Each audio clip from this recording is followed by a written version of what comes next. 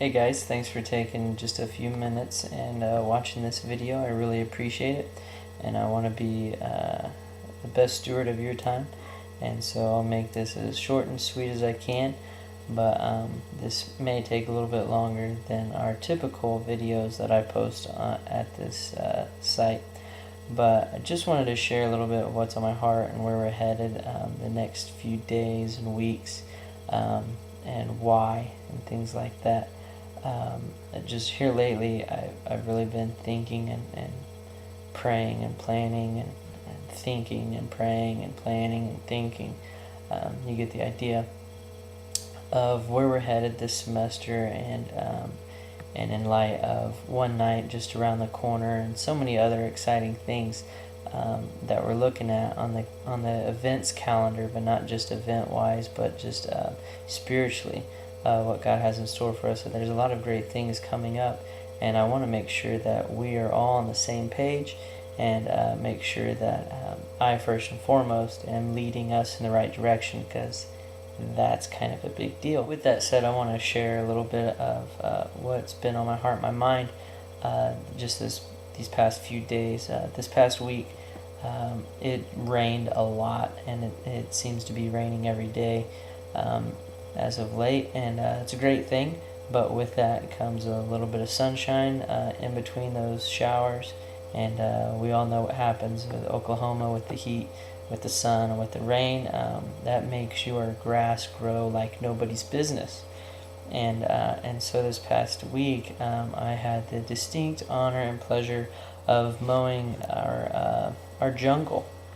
I really feel like we as a student ministry are a lot like mowing right now.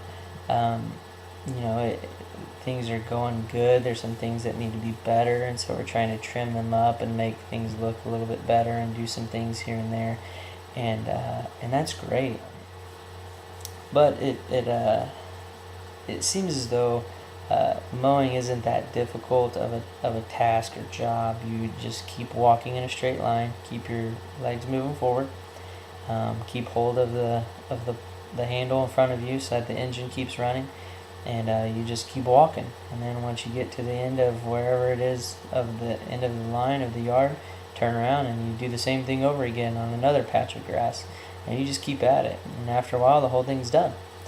And it can be mind-numbing and simple and easy to do, and I think sometimes we as Christians, me personally, we as a student ministry, all those different things fall under that category. Sometimes we're just mowing, we're just walking, just moving forward, hanging on, making sure that the engine's still running, and just doing whatever. And it's not that hard, it's not that difficult. It just needs to be done, make sure things look good, and that's it.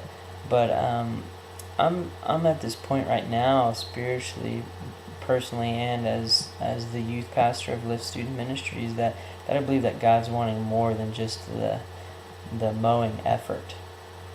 I think He wants us to do a little bit more than just keep walking and moving forward. Although that's great, moving forward is great, but let's do it in a more aggressive and appropriate manner, to where it's not just a mind-numbing act, or us just hanging on to the handle so that the engine keeps running, and that's about all we're doing, and or thinking and doing so many other things subconsciously. I don't want that. I don't desire that, and I don't want us to head that direction.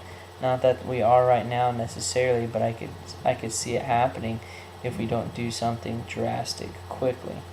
And with that said, I want to share what I'm going to do personally because of that. Over the next 21 days in preparation for ONENight, it's 21 days from now, I am going to go on a personal journey of partnering with another youth pastor, a great friend of mine. We're doing this together. We're going to be doing a Daniel fast for the next 21 days. If you don't know what Daniel fast is, it's basically no meat or byproducts or sugars or anything like that. So it's vegetables, fruit, whole wheat stuff, and water, and like beans and nuts and whatever, anything else that's natural. But that's about it. And I'm not the best at fasting by any means. I'm downright terrible at it, to be honest. And I know this is going to be tough. You're like, that's not really a fast, you're eating. You have to understand, I'm not a vegetarian or a veggie lover by any means. I am all about, the Hillshire Farm commercial, go meat. That's me. So it's going to be difficult for me a little bit. Difficult for my taste buds, for sure. But the Daniel fast comes from Daniel chapter 1 and chapter 10. You can read up on that. I won't give you the sermon behind it. But I just really feel like, for me personally, and in preparation for One Night that's coming up, where lives are going to truly be changed for God's kingdom, I feel like I should do something more than just what I'm doing right now, because if I don't, I'm going to get into that rut and that routine of just taking one step right in front of the other, making sure the engine's running, and that's about it. Walking a straight line, making sure things look good, but there's not a whole lot of effort beyond that, and I don't want that at all. And so that's what I'm going to be doing for the next 21 days is just fasting and seeking God for the right direction, the vision, the passion that I need as we continue just to move forward in this incredible opportunity we have in helping change students' lives for eternity. And that's what it's all about. And so that's one thing I'm doing. Another thing is I'm going to be trying to change a couple of habits of mine over the next 21 days. And one of them that I've really struggled with, what I really am passionate about and want to be a lot better at, is just the personal discipline of just being a better reader, a better a student of resources and of different things that are going on. And so I'm going to try my best to be reading a whole lot more. And one of the things I'm going to be reading first off is Crazy Love by Francis Chan. If you haven't heard of this book, it's a great book, and I'm going to dive into it and see what all this has written about our love and passion for God, and that's what the whole book is entitled about, is God's incredible love for us, and how, in light of who He is and what He does for us and how magnificent His love is, how that changes and revolutionizes the way that we think and we feel and we react and respond and just live day in and day out.